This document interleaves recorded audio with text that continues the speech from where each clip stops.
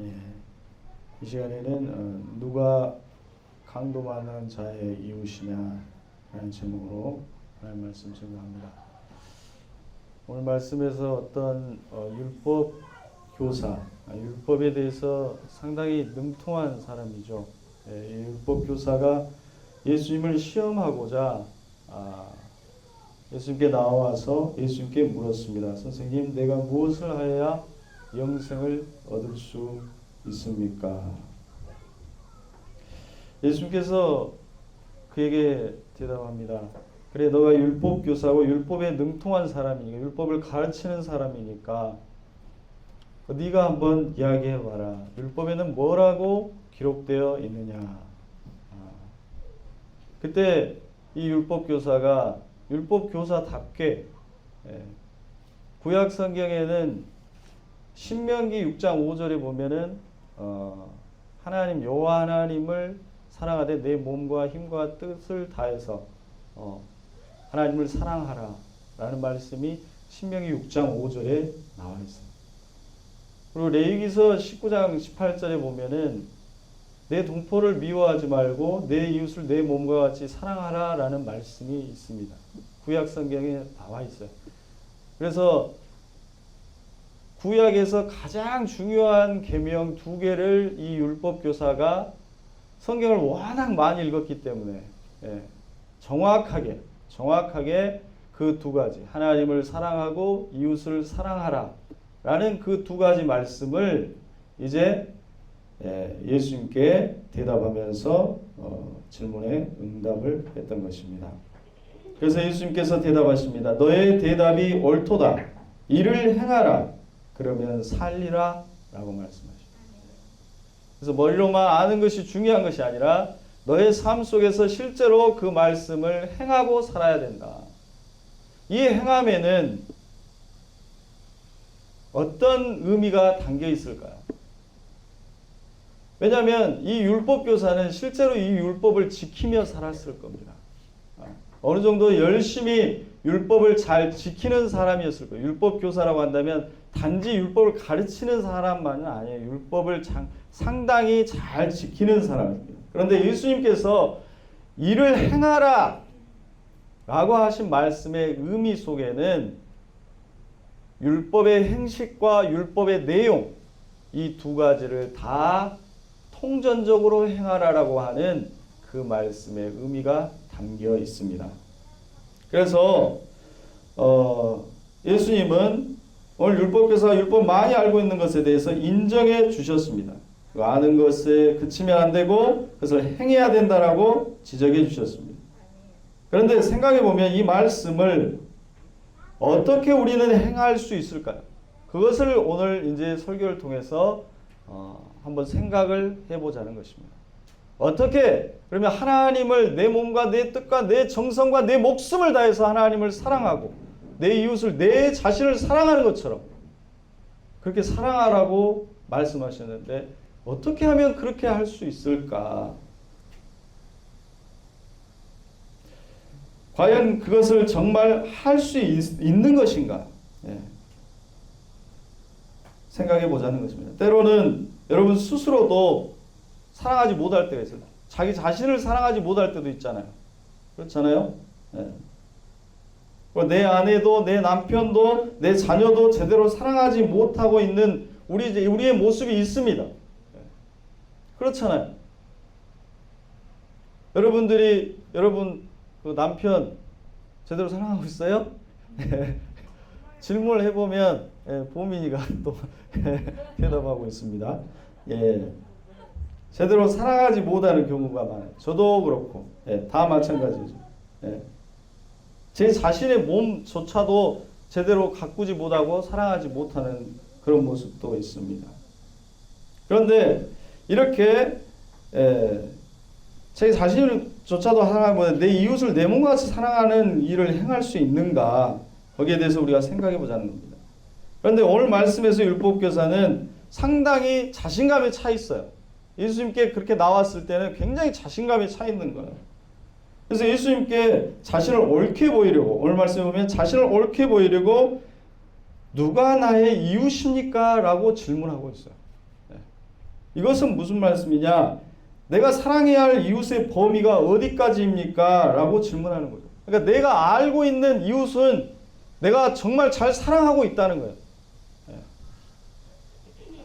그래서 한번 말씀해 보십시오. 이웃이 누구입니까? 나 그 사람 가난한 자 사랑하고 있습니다. 고아와 과부 사랑하고 있습니다.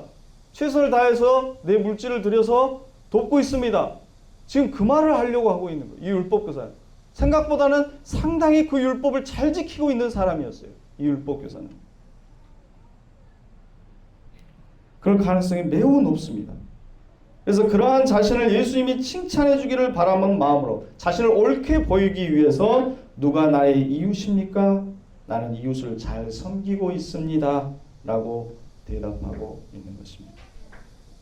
그런데 그 질문을 잘 생각을 해보면 상당히 자기 중심적인 생각이 들어있다는 것을 알 수가 있습니다. 자기 자신이 지금 이웃의 범위를 정하고 있어요. 이웃의 기준을 자기 자신이 정하고 있다는 것입니다. 자신이 기준을 세워서 내가 세운 기준에 부합하는 자만이 내 이웃으로 삼겠다라고 하는 생각이 어느 정도는 들어있는 거예요. 내 중심적으로 이웃을 생각하고 있다는 거죠. 그런데 예수님은 오늘 말씀 36절에 보면 오늘 말씀의 제목이죠. 누가 강도 만난 자의 이웃이 되겠느냐라는 질문으로 바꾸셔요. 누가 강도 만난 사람의, 고통받고 있는 그 사람의 이웃은 누가 되겠느냐라고 질문을 바꿔주고 있다는 것입니다. 그러므로 우리가 이웃을 사랑한다라고 하는 것은, 하나님을 사랑한다라고 하는 것은 내 중심에서 고통당하는 이웃 중심으로 옮겨지는 것을 의미합니다. 내 생각과 내 마음과 내 기준과 내 시선이 고통당하고 있는 그 사람에게로 옮겨지는 겁니다. 그리고 내 중심에서 나에게 말씀하시는 하나님 중심으로, 내가 하나님을 사랑한다는 것은 내 방식대로 하나님을 사랑한다기보다는 내 중심에서 하나님이 나를 사랑하시는, 그리고 하나님의 마음과 하나님의 생각과 하나님의 말씀 중심으로 내 시선이 옮겨지는 것을 말씀한다라는 것입니다. 이와 같이 사랑한다라고 하는 것은 내가 결정하는 것이 아니라 상대방이 오히려 결정하는 것. 사랑하고 있는가? 나는 얼마든지 사랑한다라고 생각할 수 있는데 상대방은 그렇게 못 느낄 수 있다는 거죠. 그래서 오히려 그 사랑을 경험하고 있는 그 상대방이 사랑을 오히려 이 사람이 주고 있는지 없는지를 결정할 수 있다라고 하는 것입니다. 그리고 상호 소통 속에서 사랑의 열매는 맺어질 수 있는 것입니다. 그래서 예수님께서는 율법교사에게 사마리아인의 비유를 통해서 어떻게 하면 누군가의 이웃이 될 수 있는지 그것에 대해서 그 실마리를 제공해 주고 계십니다. 오늘 나오는 선한 사마리아의 비유를 우리는 잘 알고 있습니다. 한 사람이 예루살렘에서 여리고로 내려가고 있어요. 그런데 강도를 만났습니다. 그래서 거의 거반 죽게 되었다. 오늘 말씀에서 거반 죽게 되었다라고 말씀하고 있습니다. 그때 한 제사장이 그 강도 만난 자의 옆을 지나갑니다. 아마도 그는 성전에서 제사를 드리고 여리고로 내려가고 있었어요. 네. 당시 제사장과 레위인들은 여리고에서 주로 살았어요. 집은 그러니까 여리고에 있었어요. 그래서 예루살렘에서 제사를 드린 다음에 집전을 한 다음에 성전일을 한 다음에 다시금 이제 집으로 돌아가는 길이었죠. 그래서 예루살렘은 상당히 높은 고지에 있고 여리고는 상당히 낮은 곳에 있어요. 굉장히 이렇게 가팔라요. 그래서 이렇게 내려가고 있다. 그렇게 이야기하고 있는 거예요. 그런데 그렇게 내려가다가 이 강도 만난 자를 만나게 되었다는 것이죠. 그런데 오늘 말씀에 보면 피해서 지나갔다라고 말씀하고 있습니다. 피하여 지나갔다. 근데 이것은 단지 우회해서 돌아갔다라는 의미가 아니에요. 이 헬라어 원어를 보면은 그냥 못 본 척하고 지나간 것이 아니라 상태를 확인하고 지나갔다라는 의미를 가지고 있어요. 그러니까 의도적으로 그 상태를 보고 우회해서 돌아갔다라는 말씀입니다. 그러니까 정확하게 상태를 봤다는 것은 내가 도와줄 수 있는 사람인가 아닌가를 살펴봤다라는 것입니다. 한 레위인도 마찬가지로 그도 예배를 드리고 이제 집으로 내려가고 있는데 똑같이 그 사람을 만나고 피하여서 지나갑니다. 이들이 보고 우회해서 돌아간 이유는 아마도 피를 흘린 자를 만지면 부정하다라고 하는 레위기의 율법을 지키기 위함이었을 것입니다. 그리고 세 번째, 한 사마리아인이 또 여행 중에 그 강도 만난 자를 만나게 됩니다. 그런데 그는 이 쓰러져 있는, 피를 흘리고 있는 이 사람을 보고 불쌍히 여겨서 가까이 가서, 다른 사람들은 피해 갔지만은 이 사람은 가까이 가서 자신에게 있는 기름, 올리브 기름과 포도주를 붓습니다. 당시 올리브 기름은 상처를 치료해주고 또 보호해주는 그런 기능을 할 수 있었어요. 포도주는 뭐예요? 상처를 소독하는 거죠. 알코올이 있기 때문에. 그렇게 기름과 포도주를 상처에 붓고 싸매고 자기 짐승에 태워서 주막으로 데려가서 돌봐줍니다. 아마도 밤새도록 돌봐줘. 거의 죽게 된 사람이기 때문에 죽을지도 모른다는 생각 때문에 밤새도록 지켜보면서 돌봐주었을 겁니다. 이튿날까지 간호하다가 그 주막 주인에게 2데나리온을 주면서 이 사람을 돌봐주라. 비용이 더 들면 내가 돌아와서 더 그 비용을 갚겠다라고 말씀합니다. 예수님은 이렇게 세 사람을 이야기합니다. 제사장, 레위인, 사마리아인. 과연 이 세 사람 중에 누가 율법을 잘 행한 사람인가? 율법을 잘 지킨 사람은 누구인가? 만약에 율법의 관점에서 그런 질문을 던진다라고 한다면 이 세 사람 모두 율법을 자기 나름대로는 율법을 다 잘 지켰다고 볼 수 있을 것입니다. 레위기 15장에 보면 피를 흘려 부정케 된 자를 만지면 그 자도 부정하게 됩니다. 그래서 제사장은 특히나 정결 예법에 의해서 피를 흘린 자를 절대로 만지면 안 돼요. 철저히 정결법을 지켰기 때문에 그러한 습관을 어려서부터 몸에 배웠기 때문에 아마도 피를 보고 피해서 돌아갔을 가능성이 굉장히 큽니다. 두 번째로 오늘 말씀 30절 후반부에 거의 죽은 것을 버리고 갔다라고 했는데 그 강도 만난 사람이 이미 죽었다고 봤을 수도 있어요. 제사장과 레위인은, 제가 제사장 레위인을 상당히 변호하고 있는 것 같은데 실제로 그래요. 실제로. 그러니까 이 사람이 죽었다고 생각했다라고 한다면 절대로 피를 흘린 사람 만지는 것도 안 되지만 더 안 되는 건 뭐냐? 시체를 만지면 안 돼요. 절대로 만지면 안 됩니다. 시체를. 그래서 제사장 정도가 되면 집안 형제가 돌아가셨을 때조차도 제사장은 형제의 장례를 치를 수가 없어요. 장례에 참여할 수가 없습니다. 죽은 시신을 가까이 해서는 안 된다는 대제사장은 레위기 21장에 보면 부모님의 장례조차도 참여할 수 없다라고 레위기 정결법에 나와 있어요. 그러니까 성전에서만 울어야 돼요. 부모님 생각하면서 성전에서 울어야 되는 것이 제사장의 운명이었습니다. 그 정도로 제사장의 정결 예식은 매우 중요하게 지켜졌습니다. 그러므로 제사장이나 레위인들이 피를 흘리는 강도에게 다가가지 않는 것은 어떤 면에서 율법을 철저하게 잘 지킨 것입니다. 그러면 그 강도를 도와줬던 사마리아인은 율법을 잘 지켰는가요? 율법의 관점에서 보면 레위기서 19장 18장에 원수를 갚지 말며 동포를 원망하지 말며 내 이웃 사랑하기를 내 몸과 같이 하라라고 했기 때문에 내 이웃, 이 강도 만나서 쓰러져서 죽어가는 이 이웃을 도와주는 것, 사랑하는 것, 싸매어주고 치료해주고 돌봐주는 것, 이거는 율법의 관점에 봤을 때도 율법을 잘 지킨 거라고 볼 수가 있습니다.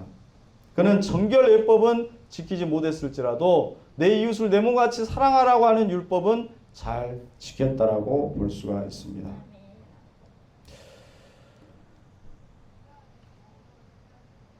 (36절) 말씀입니다. 36절에 보면은 내 생각에는 이 세 사람 중에 누가 강도 만난 자의 이웃이 되겠느냐라고 질문하십니다. 그러니까 예수님은 너의 생각에는 이 세 사람 중에 누가 율법을 잘 지킨 사람이냐라고 질문하지 않으셨다는 거예요. 왜냐하면 세 사람 나름대로 율법을 지키기 위해서 몸부림친 사람들이기 때문에 누가 율법을 잘 지킨 사람이냐라고 질문하지 않으셨어요. 너희 생각에 이 세 사람 중에 누가 강도 만난 자의 이웃이 되겠느냐라고 질문하고 계신다는 것입니다.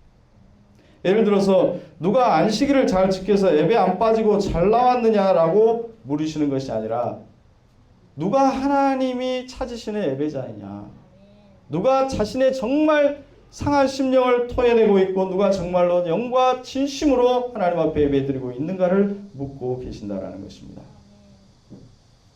오늘 말씀에서 자비를 베푼 사람입니다. 율법교사는 대답합니다. 누구라도 이렇게 대답했을 것입니다. 자비를 베푼 사람이 바로 이 강도 만난 자의 이웃입니다. 라고 대답합니다. 주님이 말씀하십니다. 너도 이와 같이 행하라. 제사장과 레위인은 율법의 형식은 잘 지켰지만 율법의 내용은 잘 지키지 못했습니다. 그러니까 우리가 여기서 알 수 있는 것은 율법을 잘 지키고도 좋은 이웃은 되지 못할 수 있다는 것을 보여줍니다. 율법을 잘 지키고도 좋은 아빠, 좋은 엄마는 되지 못할 수 있다는 것입니다. 율법을 잘 지키고도 좋은 장로가 될 수 없고 참된 목사가 되지 못할 수도 있다는 거예요. 율법은 아주 잘 지켜요. 그런데 거짓 목사가 될 수도 있다는 것입니다. 그것이 오늘날 우리의 신앙의 민낯인 것입니다. 자, 그렇다면 율법교사가 이 예수님의 가르침을 통해서 사마리아인처럼 행해야 한다라고 하는 것을 배우고 나서 율법교사가 이제 배웠어요. 이 비유의 말씀을 통해서 사마리아인처럼 해야 된다라고 하는 것을 배웠어요.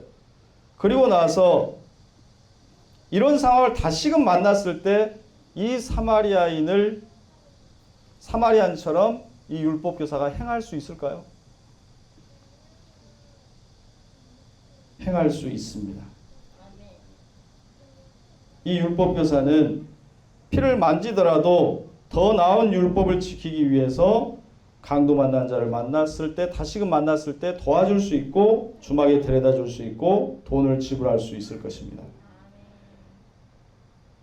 율법교사는 어쩌면 더 열심히, 이 사마리아인보다 더 열심히 최선을 다해서 그 율법을 행할지도 모르겠습니다. 그러나 이 율법교사가 행할 수 없는 것이 하나 있습니다. 또는 제사장과 레위인이 행할 수 없는 것이 하나 있어요. 그것은 33절 말씀에 나와 있습니다. 33절 말씀에 보면 어떤 사마리아 사람은 여행하는 중 거기 이르러 그를 보고 불쌍히 여겼다라는 말씀이 있습니다. 이 불쌍히 여기라고 하는 헬라어는 스프랑크 니조마이라고 하는 단어인데 이 단어를 좀 더 풀어서 설명하면 창자가 뒤틀려 고통스러운이라는 뜻을 가지고 있어요. 그러니까 불쌍히 여겼다는 것은 그 마음, 그 창자가 뒤틀려서 고통스러울 정도였다라는 것을 말씀하고 있어요. 그래서 옛 한자 성어에 보면 단장의 비애라고 하는 그런 한자 성어가 있는데 단장, 즉 뭐예요? 창자가 끊어졌다. 그래서 옛날에 그 포수의 화살에 맞아 죽어가는 새끼 사슴을 지켜보던 어미 사슴이 펄쩍펄쩍 뛰다가 죽게 됩니다. 그래서 이유를 알아보려고 이 어미 사슴의 배를 한번 열어보니까 이 창자가 9개로 끊어져 있어요. 9토막이나 끊어져 있습니다. 그것을 단장의 비애라고 합니다. 죽어가는 자식을 보는 어미의 마음을 가리킬 때 이 한자 성어를 사용합니다. 그래서 이 불쌍히 여겨, 이 창자가 끊어질 정도의 고통을 가지고 상대방을 바라본다라고 하는 이 단어는 마태복음 9장 36절에도 등장합니다. 예수님께서 마을을 돌아다니시고 병자도 고치시고 복음을 전할 때 그들을 바라보면서 그들이 목자 없는 양과 같이 방황하고 있는, 그리고 기진함을 보시고 그 무리를 보시고 불쌍히 여기셨다.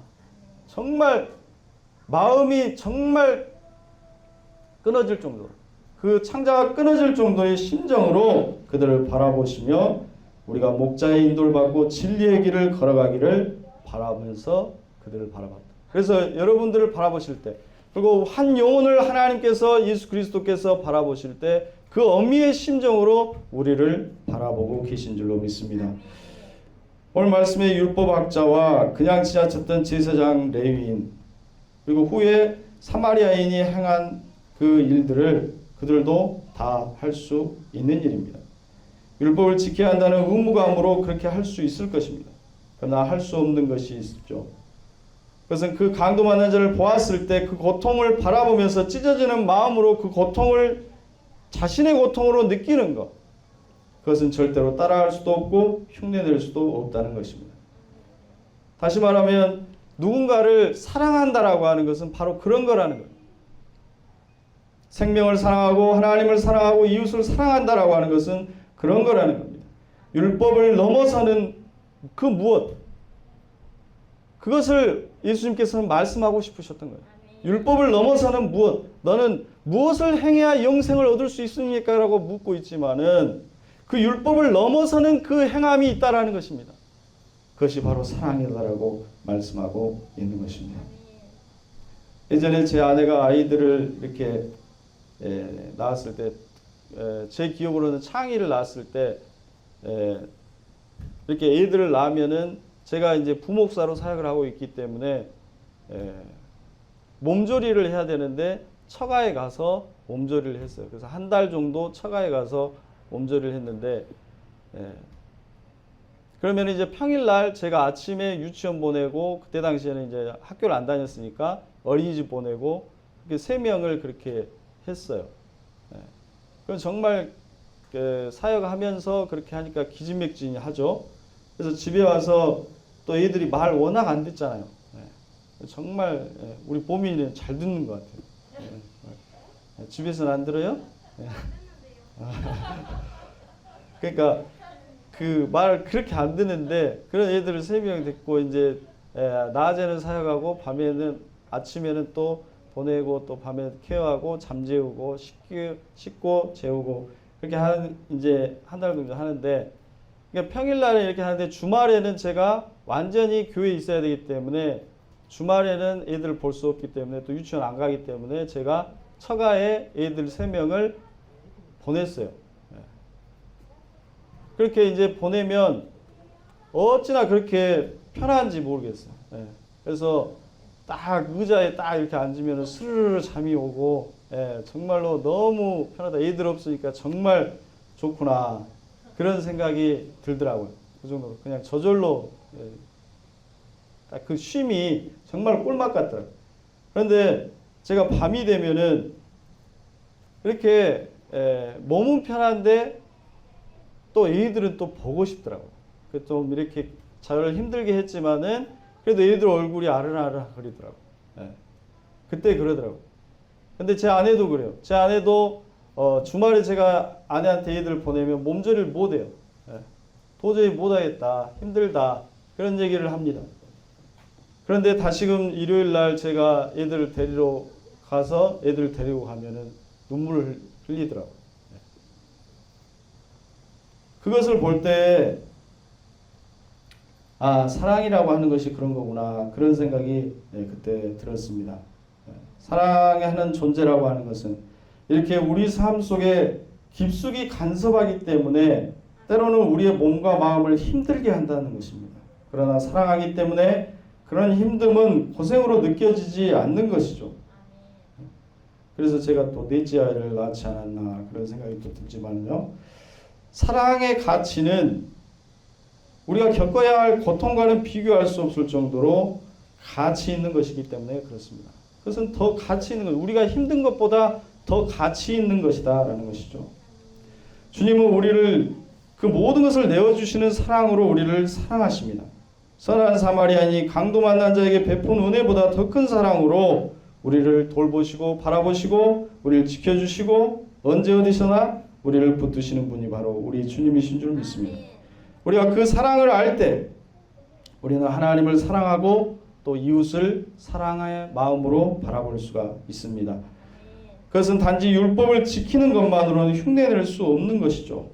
율법을 지킨다고 하면서 적당히 사랑을 흉내낼 수는 있을지 모르지만 그러나 율법을 100가지 지킨다고 하더라도 1000가지 지킨다고 하더라도 그 안에 진짜 사랑이 없다라고 한다면 소리나는 꽹과리요 아무 소용이 없다라고 사도 바울은 말하고 있습니다.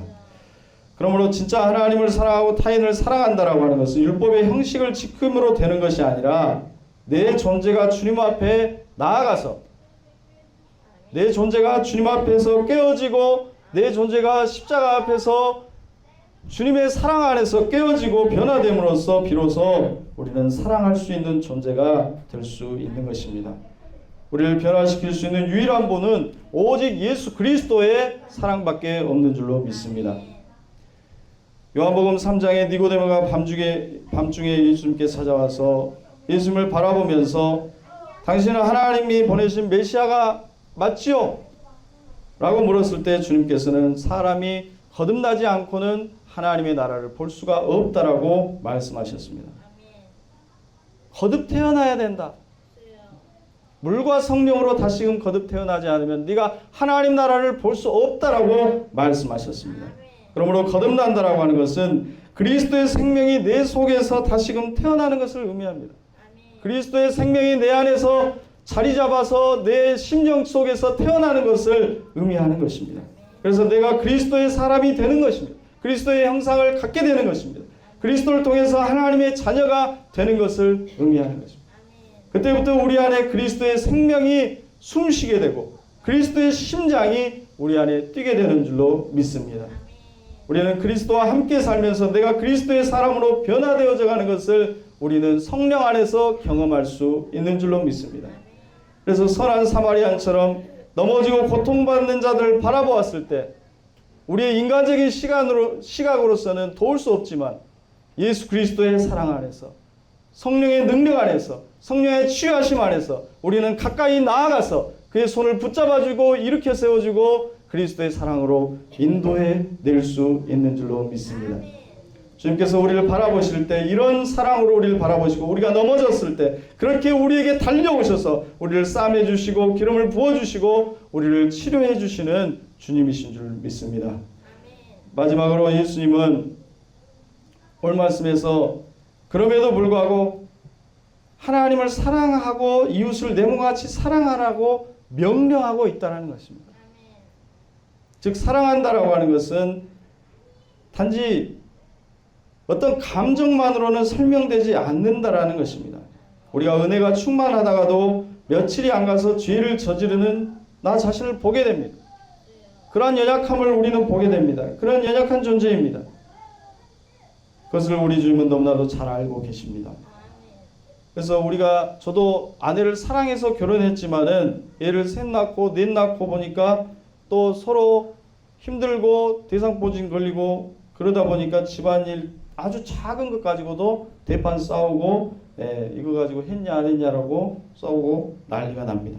바로 인간이 그런 것입니다. 우리는 아무런 어려움이나 고난이나 고통이 없다고 하면 좋겠다고 생각하지만 우리 인생은 그렇지 않습니다.